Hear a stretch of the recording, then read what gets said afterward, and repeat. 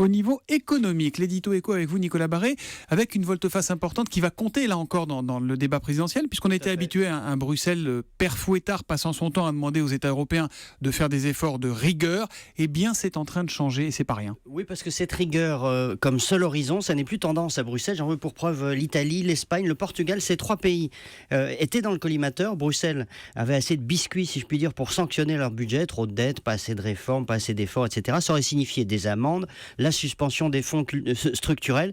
Eh bien non, ces trois pays ne seront pas sanctionnés. Bruxelles renonce à leur mettre le carton rouge. Ouais, Bruxelles et l'Europe qui vont même plus loin, parce qu'ils invitent la zone euro à ouvrir les vannes carrément. Vous avez parfaitement raison. C'est une première. Bruxelles appelle la zone euro, je cite, à une orientation budgétaire expansionniste. Au fond, elle dit on a fait assez d'efforts depuis la crise et donc pour relancer la croissance, il faut maintenant dépenser plus. Alors évidemment, en disant ça, Bruxelles ne vise pas les mauvais élèves. Elle ne dit pas à la France d'ouvrir les vannes. Elle vise principalement l'Allemagne qui, avec ses excédents, devrait tirer davantage la croissance de tout le monde. Bon, mais c'est aussi un message politique. Et c'est un message politique exactement parce que l'austérité ne peut pas être le seul horizon des peuples européens. Sinon, comme l'a dit Pierre Moscovici, ça va encore encourager la montée des populismes.